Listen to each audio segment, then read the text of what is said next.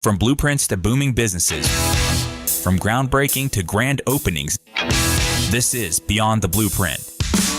Join host Brad Howard as he takes you behind the scenes of growth and development in Mooresville, Lake Norman, and beyond. We're talking with the decision makers, the planners, the visionaries shaping our communities, giving exclusive insight into what happens before, during, and after projects that define our region. The future is being built right now. Let's go beyond the blueprint. Good Friday afternoon. This is Beyond the Blueprint on WSIC. I'm Brad Howard, and thank you to those listening on the radio, tuning in on 105.9 FM, 100.7 FM, 1400 AM, or if you're watching on social media or at WSICnews.com or on the WSIC News app. Local elections decide what your daily life actually feels like. Who makes the decisions that affect your family's safety, security, and quality of life every single day?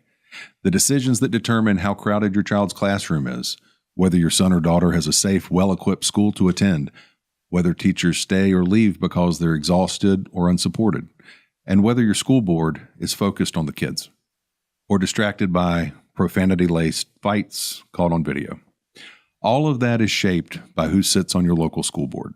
In a fast-growing county like Iredell, school board decisions set the trajectory, which schools get built and where, how we handle overcrowding in the South End at South Iredell and Lake Norman High, whether Weathers Creek opens with or without athletic facilities, and how we cut millions of dollars from upcoming budgets without gutting programs and positions that students need. When you vote for school board, you're not just choosing a party.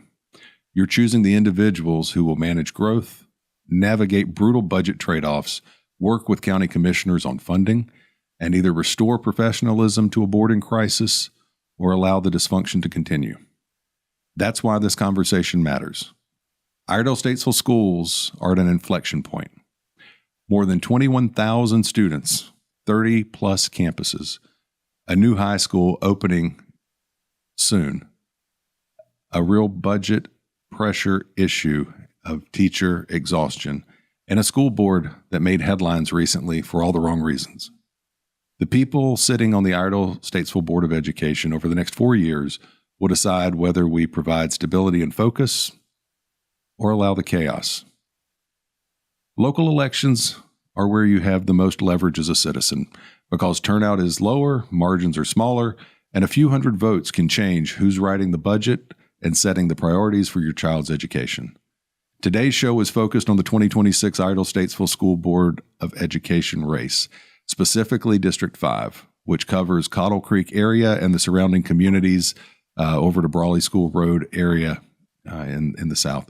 Our goal on Beyond the Blueprint is to bring candidates in these contested races to the microphone to allow voters direct access to the actual people running for these seats, their backgrounds, their thinking, and their vision for where they would like to take the district.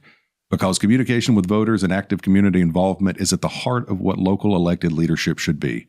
You deserve to hear directly from the candidates themselves, not sound bites, not Facebook ads, but real conversation about their experience, their priorities, and how they make decisions.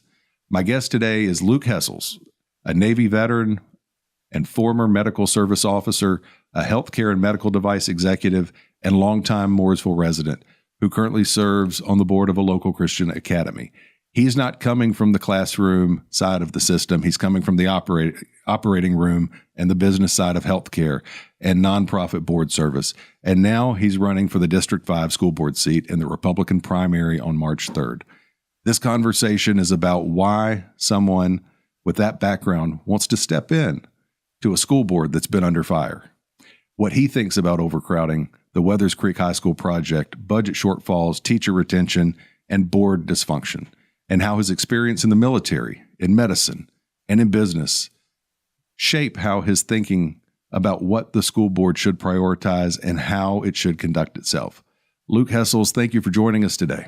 Thanks, Brad. Appreciate you having me here. All right, let's dive in. And for the folks that haven't met you at a forum or at an event yet, who is Luke Hessels? I appreciate that. Well, thanks for having me on the program. So I, as you said, I'm gracious for the opportunity. I'm only here because the Lord just gave me a platform to speak and bring a different perspective to what's going on in the school board today. So I believe that my experience as a medical service corps officer, 2 combat tours, one in West Africa, one in Desert Storm, has given me a sense of temperament that I think we really need on the school board today. A sense of calm and reserve, a sense of collection and leadership that when you're under a tremendous amount of stress, whether it be from school board constituents, parents, staff, administration, children, you need to have a calm, collective head to make some hard decisions or provide leadership. Provide leadership. All right. So you've gone from Navy medical service officer and combat veteran to physician assistant to healthcare and medical advice executive, leading teams and managing big numbers. So from that experience, what are 2 or 3 skill sets that you believe are most relevant to serving in this position? Yeah, I appreciate that. So what I'm seeing really on the school board today, and really going back a couple of years from what I've just really absorbed watching the public school system, is from my medical background first. When you're treating a patient, when you're in collaboration with other healthcare providers, you rarely, if ever, make a decision to treat a patient in a vacuum. It's not just one person bloviating, their medical experience. It's one person working with a team of people that you come up with the best solution for the patient, for the cure of the patient.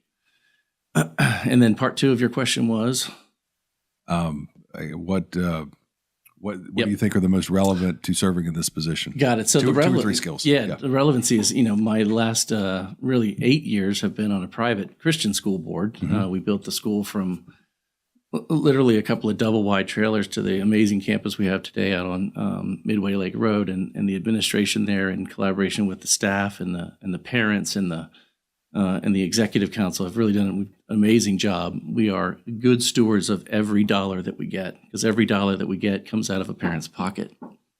It doesn't come from bureaucracy. It doesn't come from the state. It doesn't come from the federal government or even local taxes. It's all self-funded. Yeah. So accountability is huge. Understood. And most people, we'll continue this, we were talking before, is most people look at the school board right now and see drama, viral videos, arguments, a chairman resigning. What did you see when you looked at that? And why did, and I'm trying to understand how you decided to, what you said, hey, I'm going to jump into this right now. Do this. Yeah. I don't think anybody in their right mind would choose to do this for entertainment value, right? There's a real need. Yeah. I have 4 children, 32, 27, 20, and my last is a little girl. She's 18. She's about to graduate out of Liberty Prep, but I've seen a hybrid move through the public school system and the private school system. One of the things that really motivated me was moving out of Loudoun County, Virginia. And if you remember that during COVID, that was the hotbed of crazy. That was where it all kind of happened. And people said, well, how did that happen? And it didn't happen overnight. It happened over the previous 15 or 20 years that we lived up there. And I saw this swing from a very agricultural county to a very industrialized, internet-based society and culture that affected the school system, the commissioner board, and everything. And the culture changed drastically. We've been here almost 14 years now, and I'm seeing that kind of swing that way. And it kind of makes me a little nervous, because I'm going to have grandkids one day, and I'd like to put them back in school here. And the way it's going, if it's progressing that way, I don't think I would do that. That's fair enough. So we have a sense of who you are and why you're in this race. And when we come back, we're going to get into the dollars and cents, the Weathers Creek budget shortfalls, and what you will do when trouble hits the table. So stay with us. Beyond the Blueprint. We'll be right back.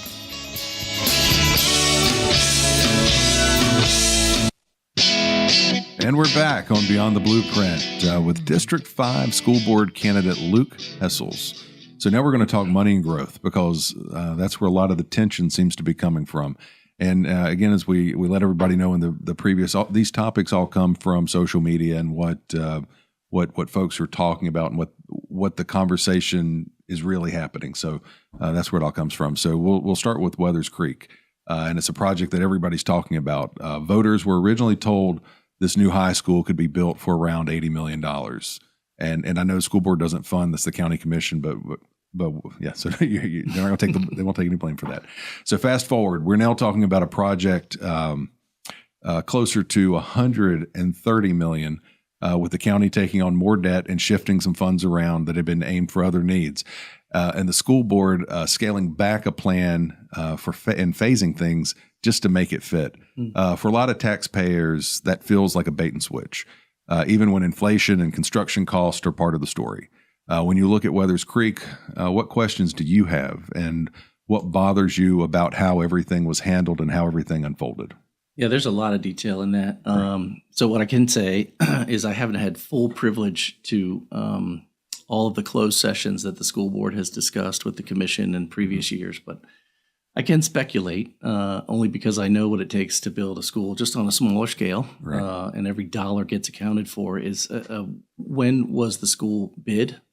How many bids did they get? And then what was the delay in time until they actually executed? Because I know, especially post-COVID, there was some supply chain issues. Even we experienced in the medical industry that there was times for almost a year we couldn't get titanium to make implants. Right. Cobalt chrome for like knee replacements and hip replacements. So hundreds of thousands of patients just kind of got waylaid. So with the school situation, I'd have to assume that there's probably some full transparency that needs to be undergone with and some auditing with the actual budget, the expenses. Where did things grow and creep?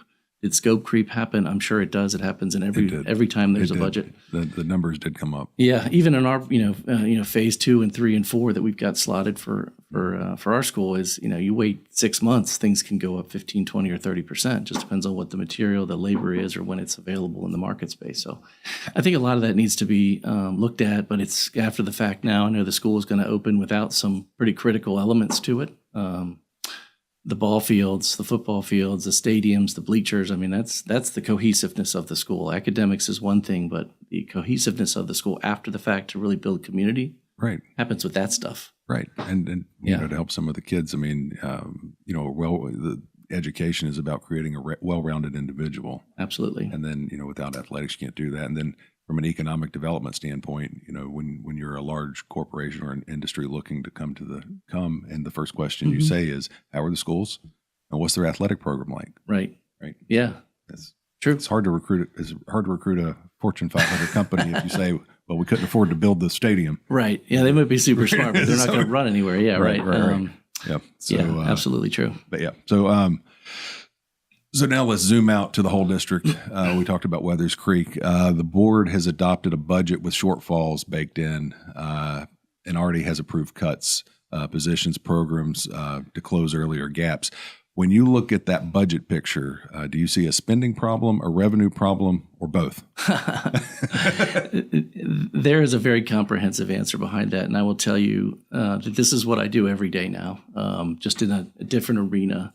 So I've left, private practice in healthcare directly with patient care, and I've gone, into the corporate sector. And one of the things that I do is I look at companies, and we either work with private equity groups, either want to acquire them to complete a portfolio. Mm-hmm.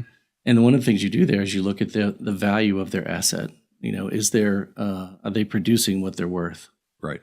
I don't believe, and again, it is somewhat speculative because I haven't been behind the scenes in some of the closed door sessions, but I don't believe that we have taken a comprehensive look at the true expenses and the costs, because it's easy on the other end to say, we're just going to cut SG&A, we're just going to cut heads, we're going to fire teachers. That's not the answer.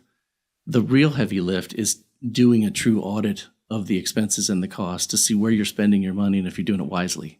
Because from what I understand so far with talking to current board members, I had a great chat with the superintendent for about 90 minutes a couple weeks ago, and just understanding that an introspective deep dive, either with the commission and the board together or a third party auditing to understand really where the money's going before you can make a difference and a decision, on where to cut costs.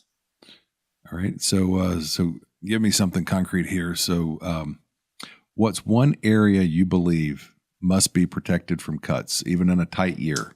And what's one area you're willing to say should be at least on the table if we have absolutely no other choice and we have to make hard decisions? Well, that's a tough one. I'm not going to make this easy. That's okay.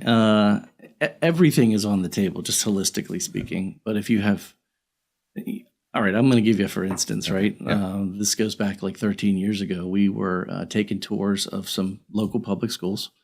And one of the statements that was made to us was, your student's going to be with us longer than they're going to be with you. That we're going to install our culture to them. Well, that we had just come from Loudoun County, and I saw what the culture did to students up there. It literally made them different people than any parent would want them to be. Yep. And that just didn't resonate with me. So that's when we decided to find an alternative with our homeschool. And that was like, okay, I don't have the temperament for that. My wife was, she's a full-time, practicing nurse at the time in pediatrics. And even still, it's like, that was going to be a struggle. So we decided to go another route. And the reason really for that was what we experienced coming from Loudoun County. We just didn't want to see it happen here. And I want to keep that from happening here. Understood. Yeah. So back on the budget. So if something were short funding, would you support going back to the county commissioners to make the case for additional local funding, or do you believe that the district needs to live inside of its local budget contribution amount? I think there always needs to be open collaboration. I think if you're not building a board that's cohesive within itself, and then as a unified body, go to the commissioner team, I say team in general, to have those conversations, or they're just, at heads and they're constantly us versus them mentality. It's not going to happen. It just can't happen. And then you have what we've had for the last 3 years.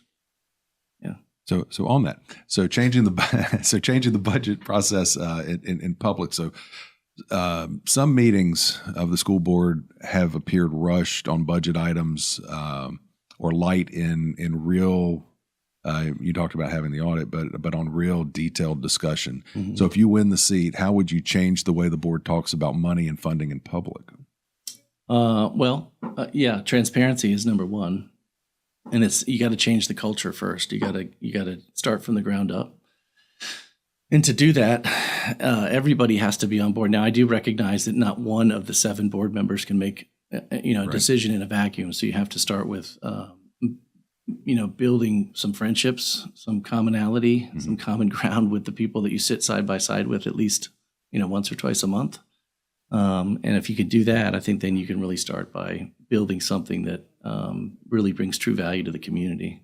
So building consensus. Work Yeah. with your fellow board members, build consensus, and come in. You're not always going to agree with everybody. I mean, I don't always agree with everybody, but no, we're civil about our disagreement, and we usually make the right decision. Yeah, absolutely.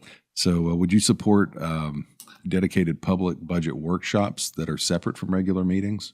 It's funny you say that, because I brought that up to Dr. James, and I said, maybe consider, and maybe this happened in the past, but the conversation didn't continue. But like, what if we had sort of a cohesive collaboration with the board, with the commission, maybe the principals on a monthly basis to sort of get a bigger holistic picture of what's going on in the community and the school system? Where do we need money? Yeah. And two is, you could also do a radio show. So a lot of the communities and that's the format for this, is to get information out to the people, right, and have that dialogue, because the people don't always, they can't always attend the meetings, the commissioner meetings, the town board meetings, the school board meetings, but it gives some insight into where the pulse of everything mm-hmm. is. So I'll give a plug there for Justin to reach out. I love the platform. After you get that, yeah. So do you think that the public needs simpler visual breakdowns where the money goes, that can follow a conversation in real time, sort of make people more like that dinner table conversation with, here's how much money we have coming in, here's what we have going out. Yeah. How do we live in the middle? So it's funny. My wife and I, we do this sort of state of the house thing once a quarter. Yeah. I think I strongly believe, as the man in the house, I'm tasked with, that's my job, is to take care of the money. Not necessarily make it all, but just it happens to be the case in our household. But like, everybody needs to know what's going on, so we can all make informed decisions on, well, what can we spend? Where are we going on vacation? Where have we maybe overspent? And I teach my kids that as well. And I think that can be something that we can promote for sure. And in a very simple layman's terms, this is how much is coming in. This is where it's going out. Yeah. I mean, any good church does that. Yeah. And I think that's where government breaks down in general is they don't communicate well with the people that are electing them and entrusting them to do the job. And I think if they just had more open communication and dialogue, we wouldn't have half the problems we have right now. And I think it's not just here, anywhere. Right. And it's when you're not doing that, things get, and this is speculative, not throw anybody under the bus, but things get swept under the carpet and they get forgotten about and things get lost and things can go corrupt really fast. Yeah. So we're getting ready to, we're going to take a break and wrap it up here with money, growth, and Weathers Creek. That's where a lot of the headlines are. But coming up next, we're going to talk about the people inside those numbers, the teachers, the staff, the students, and what's happening with morale and school climate. And this is Beyond the Blueprint. I'm Brad Howard, and we will be right back. Stay with us.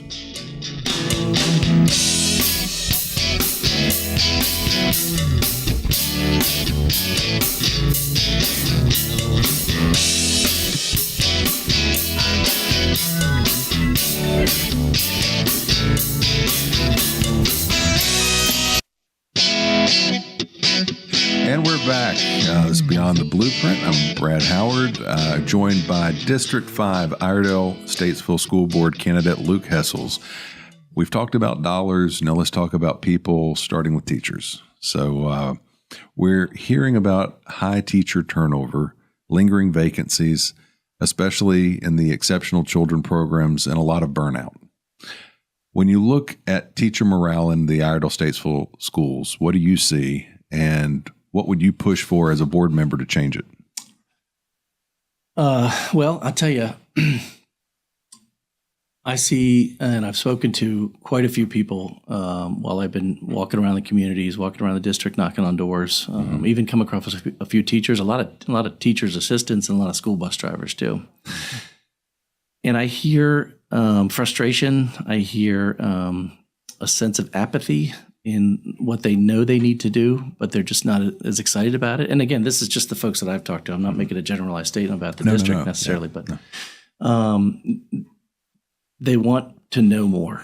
They want to be involved more. And now I know as in any kind of a corporate setting, you don't want to committee everything because sometimes you just got to make decisions and move on, right?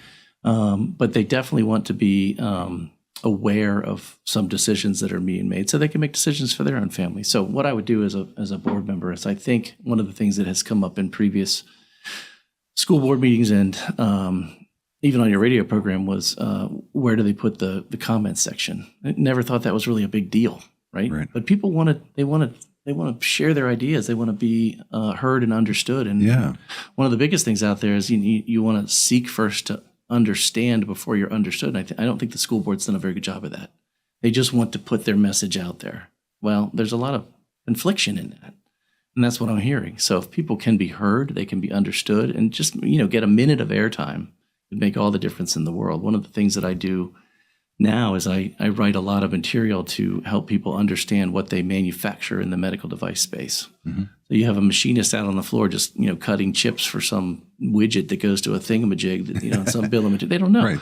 So I took it upon myself about a decade ago to really start building some training materials so they understand that the component that they're making is maybe a component to something else that becomes an assembly that becomes a spine implant so somebody can walk again. Or they can, alleviate their pain and stand up straight for the first time in whatever, decades. So I think when you invest in people like that and they feel like they've got a sense of ownership, man, that changes the culture. Yeah, if you know that you're producing something that helps someone walk. Absolutely. I mean, just the way the pride that would make you feel. Yeah. And we've got students that are getting, in some cases, facilitators and not teachers. Right. We're leaving it up to the students to decide when and how they learn. I don't agree with that. No, not at all. And you can't do that. So in what you found in your discussions with everybody, in your opinion, what would move the needle more? Do you think it's pay alone, recognition, workload, or like we said before with the comment section, is it communication? Mm-hmm. What was your first one? You said pay alone. Just pay alone. Is it money, or is it recognition for the service they're giving, the workload, the heaviness of the workload, or communication? It sounds like we do quite a bit of that in the public school system. What we do on the private side, just because we do have the time and it's a smaller venue. You know, we've got less than 500 students at our particular school, but like even at your student school and in some of the charter schools, it's there's time to do that. But I think if it's important, you'll find the time. Definitely. Absolutely. So you've had to recruit and retain high-performing people in competitive industries. What's one principle from that world that you believe applies directly to keeping teachers here and keeping great teachers here? When you use the term recruit, when you seek for and understand the value that you need to bring to the greater organization, you really find if you're doing it right, you're finding people that bring added value to the greater good. And I think if we're bringing teachers, and somebody had mentioned at one of the evening sessions we were doing just to speak to some of the constituents, one mom stood up and said, my student is struggling because they can't understand the language that the teacher was using. I don't know if they weren't, English wasn't their primary language, or it was just a struggle for them. But come to find out, it wasn't their primary language; it was their secondary language. So I asked the question, and this I know I'm answering your question with a question, but why do we feel like we have to have that level of a standard in our public school system or any school system? Why can't we maintain and attract high quality teachers? I don't know. That's one of the things I want to find out and understand. Okay. What are we not doing? Yeah, asking the questions. So if you're sitting and I'm trying to cover as much as we can in the short amount of time. Let's go. So because I want the people to have as much to know you as best they can within an hour time slot. So if you're sitting across from a veteran District 5 teacher, and they're saying they're thinking about leaving, what's your pitch for them to stay? Yeah, I want to understand their frustration. Where did it start? When did it start? Chances are it didn't happen overnight. Kind of like my analogy with what happened at the Loudoun County school system. It didn't happen overnight. It happened almost a generation before. So when did they begin to experience some frustration? Mm-hmm. What support were they not getting? Or maybe they were getting too much and they were feeling a little crowded. A little hindered with too much administrative detail. I'm just, No. Yeah. So, and again, it all goes back to seek first to understand before you understood. If we're not sitting down with our teachers, and I know there's a finite amount of time to do this, but if it's not happening at all, that's a really bad thing. So it's something that can be considered and began to do that, to invest in our teachers. Mm-hmm. All right. So parents are telling stories about bullying, inconsistent discipline, and kids not feeling safe or seen. Some have described certain campuses online as harmful environments. As a board member, where do you see your responsibility in school climate and safety? And what's fair for the board to own, and what has to be handled at the building level? Yeah, I like that one.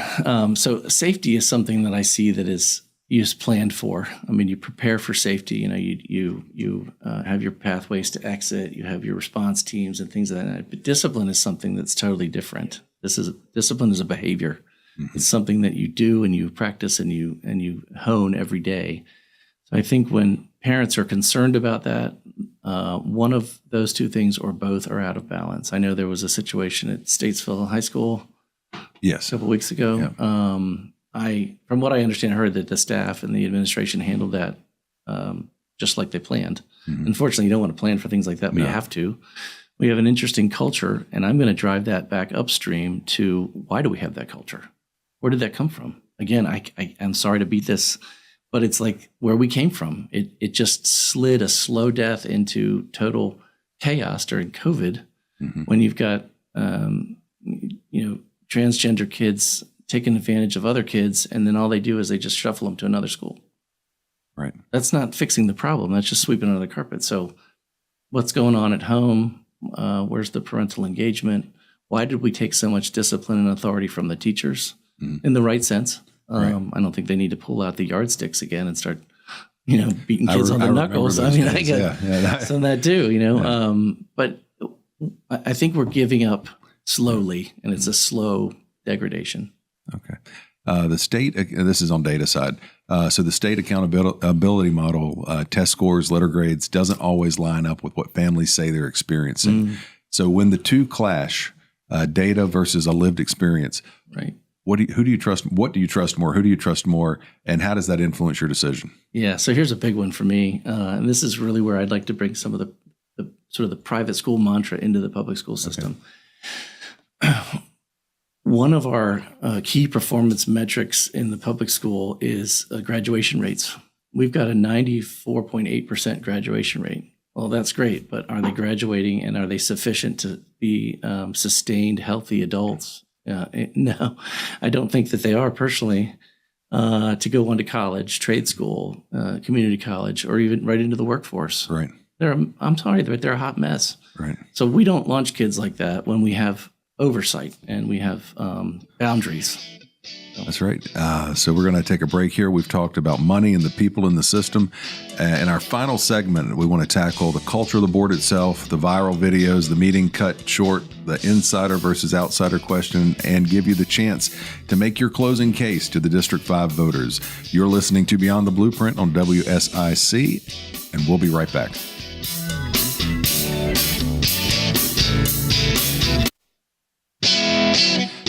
And we're back on Beyond the Blueprint. This is the final segment with District 5 School Board candidate Luke Hessels. And let's talk about the thing that a lot of people are whispering or shouting, the behavior of the board itself. We've all seen the clips, a meeting adjourned early after a heated exchange, a profanity-laced confrontation between board members caught on video, allegations of threats, and ultimately a chairman resigning.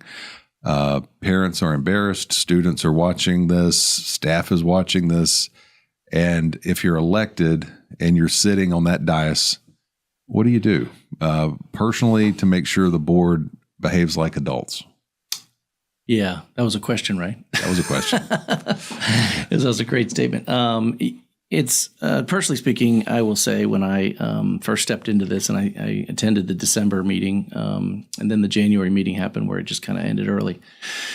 It's not encouraging to see adults behaving like, well, I'll say 14-year-old boys with no frontal lobe, and that's a problem.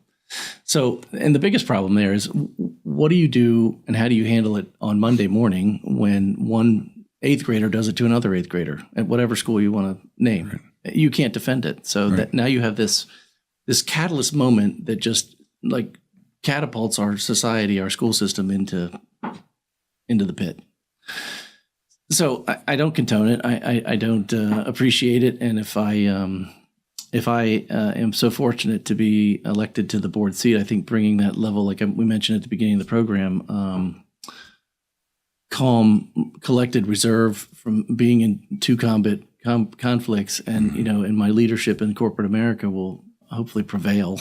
Right. And I think one person can be the catalyst to 6 others. Not that all 6 were involved, but still, right. That's what we need. So I think we just touched on this next question with that answer there. But give me a real world example from your past, military, medicine, or business, where you walked into a tense room and actually lowered the temperature. What did you do, and how would you translate that at a school board meeting? Yeah, so one of the things that I'm so fortunate to be able to have done in my military career, especially when you're going through residency in medicine, is we touched on every specialty. Mm-hmm. I just happen to, feel most comfortable in orthopedics because it's a lot of hand tools and power equipment. I kind of like that kind of stuff.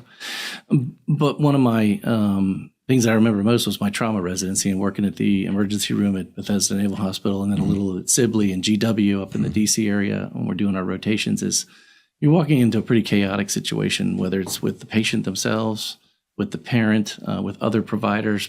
Things get elevated and heated. Mm-hmm. You have to be able to walk in and just, okay, let's just take a deep breath. Let's look at the most important things first. Let's do our ABCs, airway, breathing, circulation. Triage the situation. And then pull in the people that are going to add value. Mm-hmm. And I'm sorry, if you're not going to add value, then you stay behind the curtain. Mm-hmm. And then let's let the adults handle the situation. And there was a lot of those. We can get pretty greasy if you want and talk about some interesting situations in healthcare, but So on a similar note there's been a lot of talk about an operating agreement, the rules of the road for the board or for board conduct. So you looking in, what do you think the rules need to say? Well, I think we have the rules. Robert's Rules of Engagement and Robert's Rules of Order from Parliamentary Procedure from the 1860s. I mean, we have the rules. Let's just follow what we have. And there are clear operating standards and rules of engagement, as you had mentioned, on how to bring a motion, have order, discuss a topic, how to agree on it, how to vote on it, when to put it to bed, and bring it up again in another time.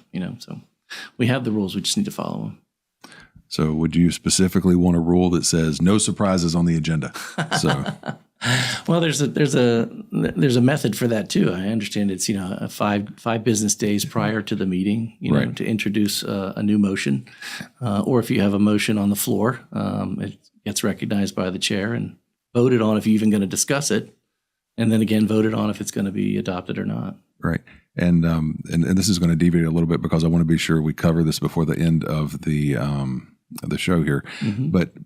People listening to know what District 5 is. I know we're talking about District 5, and you know what it is, and I've recently learned exactly where it is. But define that. If I live in Southern Iredell County, where's District 5? Where if I'm voting for you and your name's going to be on my ballot, where do I live? Where do you live? Yeah. So there's some exceptions, but I'll tell you sort of the bulk of the territory. If you're standing at the corner of Brawley School Road and Williamson, okay, and then you look southeast. So go down Williamson. And then you go out Brawley School to 77, across 77, down 115. It's kind of that pie-shaped wedge. And then some exceptions are a little bit down Brawley School Road to the sort of the north side of Stutz.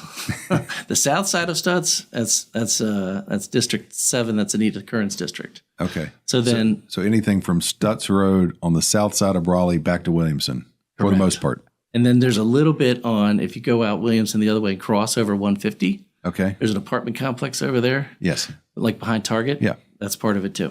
Okay. But everything else would follow out Williamson back to 33. Correct. And then down Langtree over to 115, down to the county line. Up Shears Road, Presbyterian, where Cottle Creek Elementary sits, all the way down to like the corner of Johnson Dairy and Shears. And then it sort of butts up to the Mooresville Graded School District. Correct. Okay. Yep. All right. Yep. Very good. I thought that was an important point to cover. We should have done that in the beginning, but if you live in that general area, Luke will be on your ballot. And I've had so many people come like, I didn't see your name. I thought you were running. Well, like it's an odd shaped district. So yeah. Let's see. So I want to give you some time to cover this, and we'll jump back around on a few things. But your elevator speech. So in 2 minutes or less. Yeah. Why am I here? Why are you here? Why are they going to? Why do we bubble? Why is your name going to get bubbled in? Why on the ballot? Yeah. On election day. That's a great question, and I think about that daily, and it changes daily. To be honest with you, but first, let me just shout out to my alternate. I don't like to use the term opponent because it has got a negative demeanor to a negative dissertation to it. But my alternate is tremendous. She gave a shout out to me, and I think she's well qualified, well suited, very well educated.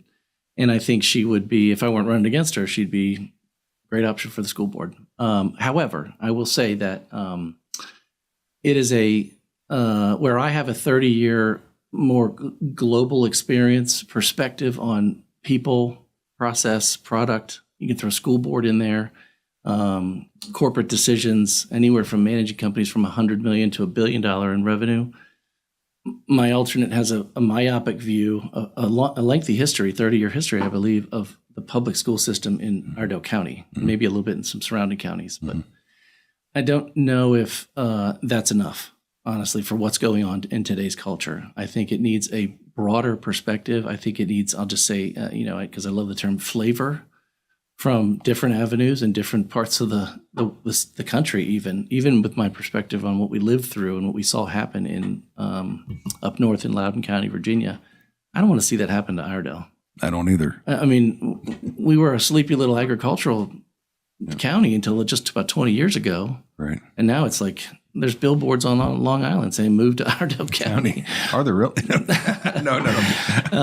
I say that because half my neighborhood is retired New York cops, But it can happen, and you don't even see it happening. Right. And one generation now is not even 20 years. I mean, Gen X to Gen Y to Gen Z 2.0, Gen Z 3.0. It's 3, 4, 5 years in between. Mm-hmm. It's happening so fast. And if we don't do something now to change the culture, there's going to be a lot of exit strategies from Iredell County too. And that's even worse. Yeah. And, talking about the growth and everything else, we were having a conversation at lunch earlier. The, Mooresville, just not too long ago when I graduated, was less than 9,000 people that lived here. Yeah. It changes pretty fast. It does. So in the county as a whole, now, south of Cornelius Road is over, 100, it's over 100, closer to probably 120,000 people. Mm-hmm. There's a lot of growth, a lot of issues, future planning of school sites, future mm-hmm. planning of, Parkertown. We really didn't talk about Parkertown, but that's really the furthest southmost school. I believe there may be a little extra land over Cottle Creek, mm-hmm. but not enough to build, another high school, or, I think they require 100 acres for another high school now. My concern is, the way things are going, Weathers Creek's going to be at capacity when it gets built, just like Lake Norman was. Lake Norman had trailers; they had mobile units the year it opened. Yep. So we have to think we have to go beyond thinking a few years out. We have to have leadership that thinks a decade or two out and looks at reality and real numbers. And unless you're living in the district and understand it, you don't feel it, and it's not front of mind. And I know we're talking school board, but we oozed into the commissioner zone here. It's not the 1-3-5 plan anymore. It's the 5, 10, 15, 20 year plan now. And it has to be. I'm going to give you the last word before we close, and then anything else you want to say? How do people get in touch with you? How do they learn more about you? Yeah, well, I'm pretty simple. I mean, I kind of stepped into this because I had a passion and a desire to keep somewhat altruistically, selfishly speaking, for my grandchildren. Mm-hmm. And I don't want them to experience kind of the rapid change that I experienced when my kids were little, mm-hmm. Coming from another area. So I have my Facebook page, and we've got some things out there. I don't have a website, but you just go to my Facebook page and learn all about me and everything you want to know. I've got Luke Hessels for ISS board at gmail.com. And I'll answer any. I've gotten quite a few questions on my email, which has been really encouraging. People want to know what I think. I'm like, you want to know what I think? I'm like, yeah. So I'm honest with them. I tell them exactly like we've shared on the program here today. So transparency is a great thing. It's beautiful. All right. So as always, thank you for joining us on Beyond the Blueprint on WSIC. We've spent this hour digging into one of the most important decisions facing Iredell County. Who sits on your school board in District 5? Who's responsible for navigating growth, Weathers Creek, budget shortfalls, teacher morale, and the culture on the dais? Local elections are where your voice carries the furthest. Republican primary in District 5 will decide who represents the Cottle Creek and Southern Brawley School Road areas in Iredell County. Just a few hundred votes can change the outcome, so take what you've heard today. Do your homework, talk to your neighbors, and show up and vote. Most important thing, show up and vote.